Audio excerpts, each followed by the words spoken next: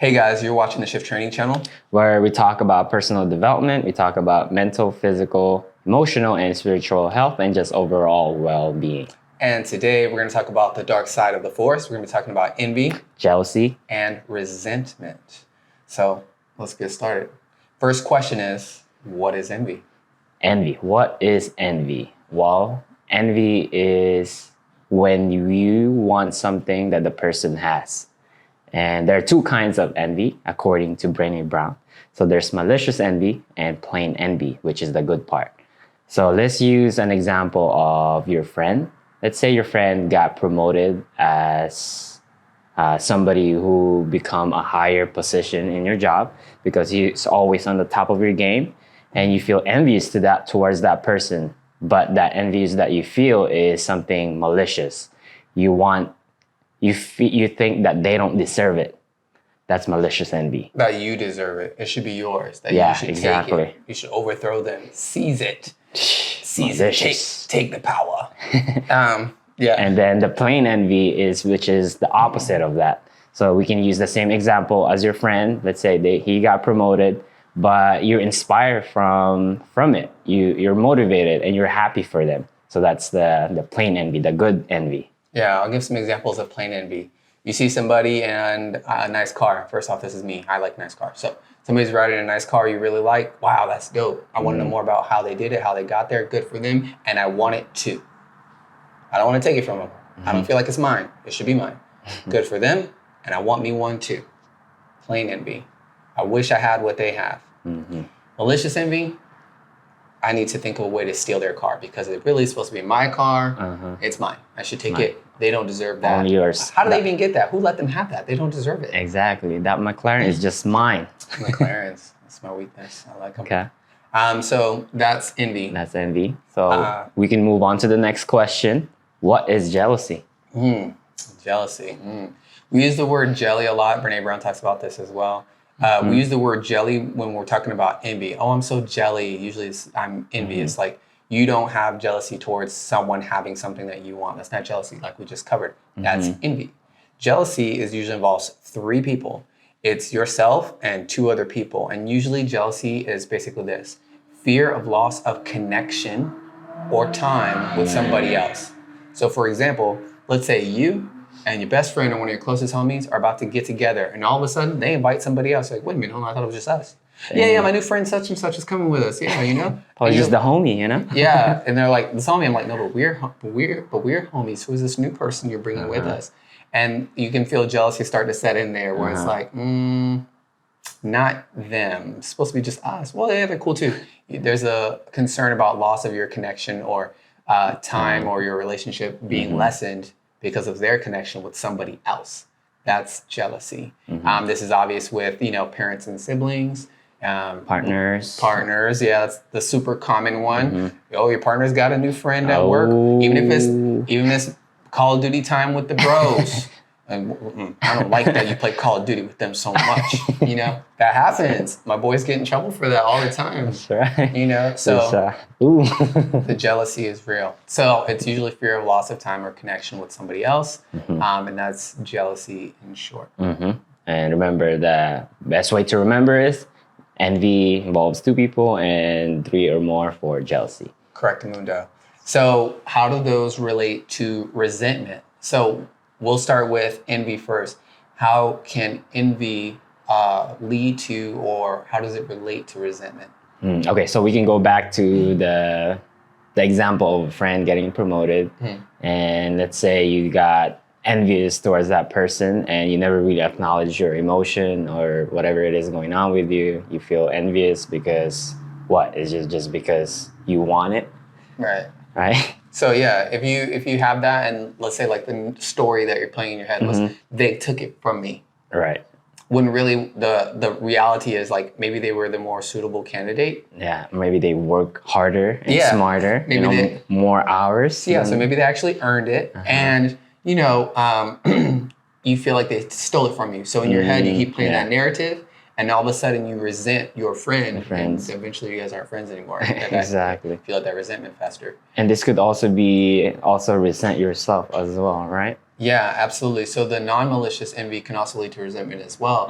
So for example, if you're constantly seeing things where you're like, yeah, I want that, and you're getting motivated and inspired briefly, but you're not really moving towards it or manifesting it at all, you'll start to get a little upset with yourself, maybe frustrated, and have a little resentment. Like, why haven't you done this yet? Why didn't we get this yet? Why haven't we, why haven't I yet? I thought I would already have it by now. I wanted that.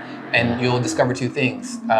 Usually one, you don't really want that thing. If you really take the time to think about it, you might not actually even want it. It might have just got you inspired for a moment. You might not actually really. Or it might be just your ego as well. Yeah, it might be your ego. You might just not really care for it at all. And then the other element is you might go, okay, some hard reflection shows I need to be doing more work.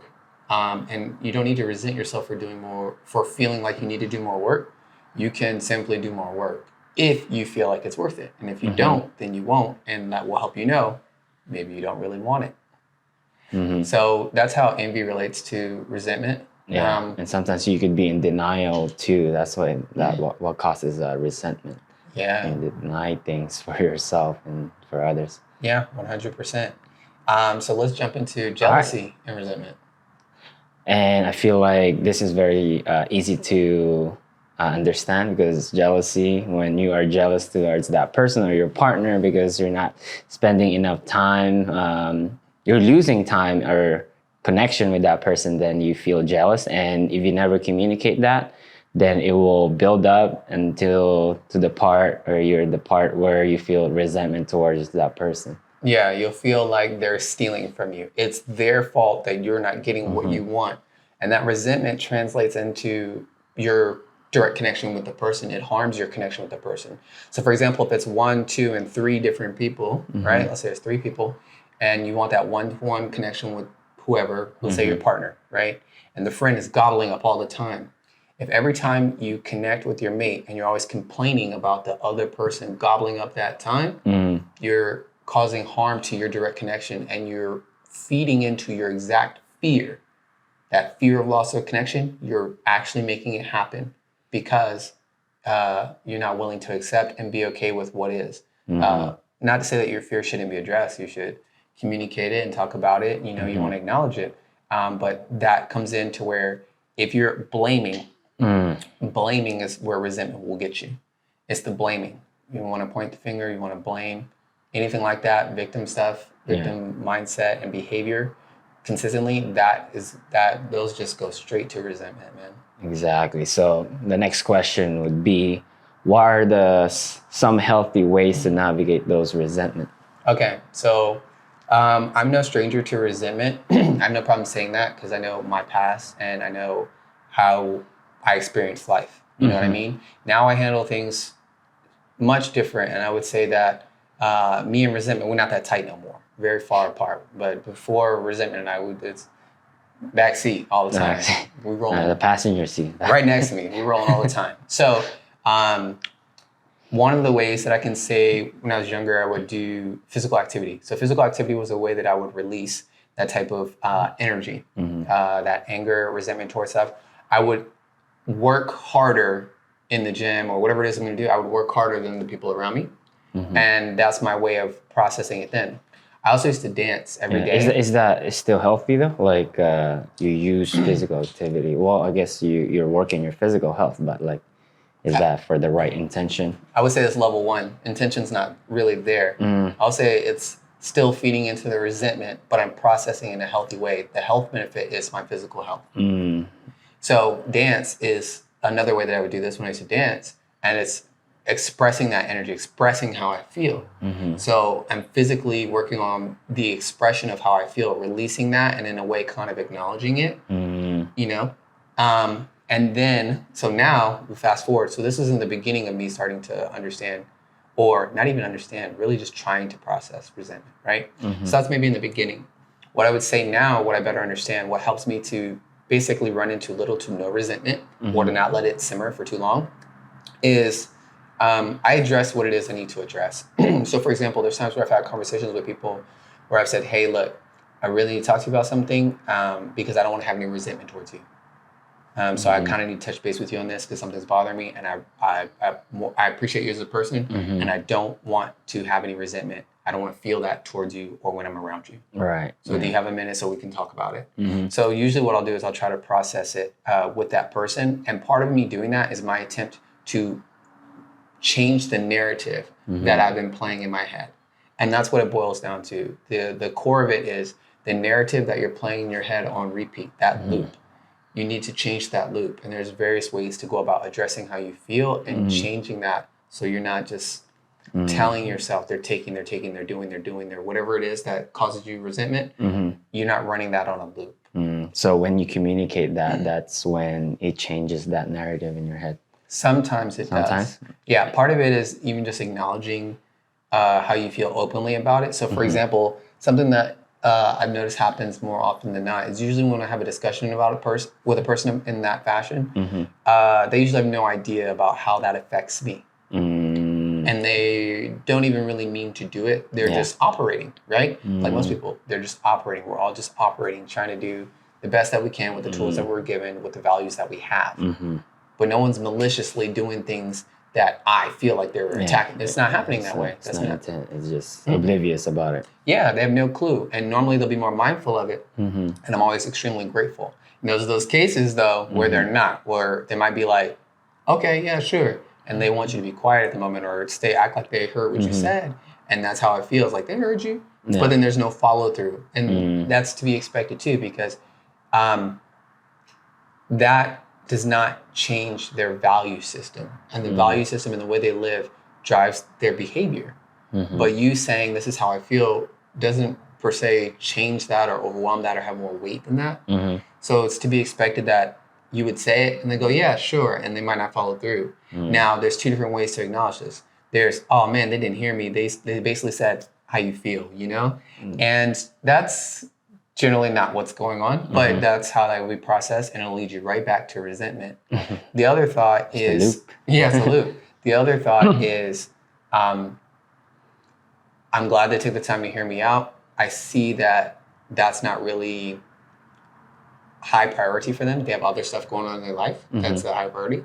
So I need to acknowledge that what they're doing literally has little to nothing to do with me, other than the fact that I feel that it affects me directly or see that it affects me directly. And that's me acknowledging that what they're doing affects me. So what am I going to do about something that I have an issue with? Because this person is going to live their life and this is a trigger, this issue for me. What am I going to do about it? Yeah, I think another healthy ways is just being self-aware, having self-awareness to yourself.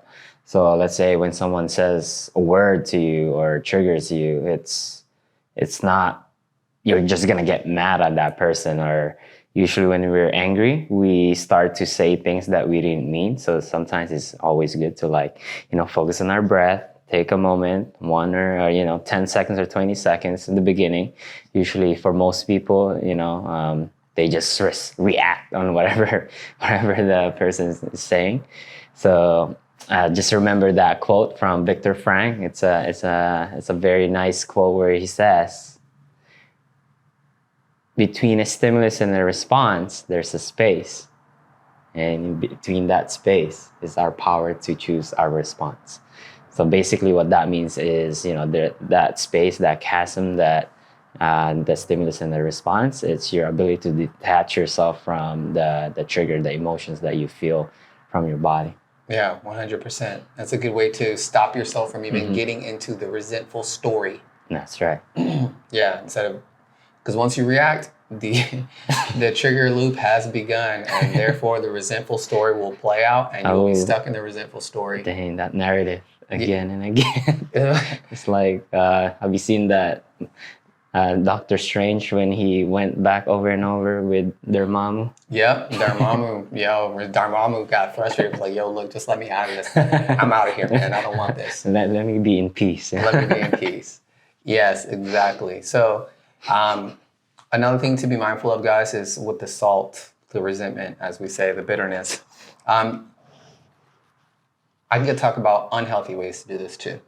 So we talked about, what are some healthy ways to navigate that? And I would love to leave you guys on that note. But I'm also going to leave another note here on some things not to do, some unhealthy things to do. So, let's use a ex or partner relationship kind of deal, or old friend or whatever. No drunk text, no drunk calling, no being all resentful, but then scrolling on their social trying to see what they're doing. Anything that's going to cause harm or degrade your physical, mental, emotional, or spiritual well-being. Any of those things, if it's not going to help that, it's going to cost, it's going to take away from it, don't do it. I mean, some people they're just so masochistic, you know, they just want to see it. Yeah. Oh, my ex already got a boyfriend. Let me see, let me stalk it, you know. Addicted to the wrong feeling. You're addicted to the wrong chemicals that will not serve you. They're harmful to your body. Mm-hmm. I recommend that as soon as you start feeling that pull, go do something else. Go away from it. Run away as fast as you can. Yeah. Drive quickly to something else. You start picking up your phone, you think, oh, I want to, what? Put that shit down. Put it down right away. Yeah. Delete all of those. And it could be a trigger, you know, when you see a picture and you're like, all the memory just comes back in your brain. You're like, ah. And then you're caught in the loop. Yeah. And you need to have that moment, like you talked about, creating that space between stimulus and response. Well, I feel I should pause. Is that going to help me? Is it going to better my physical health? My mental health? Exactly. Is that going to serve me? Is it going to serve me? Answer is no. Okay, well, I'm not going to do that then. The answer is no. So keep that in mind, guys, when you're doing that, when you're concerned or feeling any type of resentment towards somebody. So I think that's it for envy, jealousy, and resentment today. And don't forget to comment down below. What do you guys think? Yeah, like, subscribe, follow all the things at Shift on Your Life. And we hope you have a fantastic day. Peace.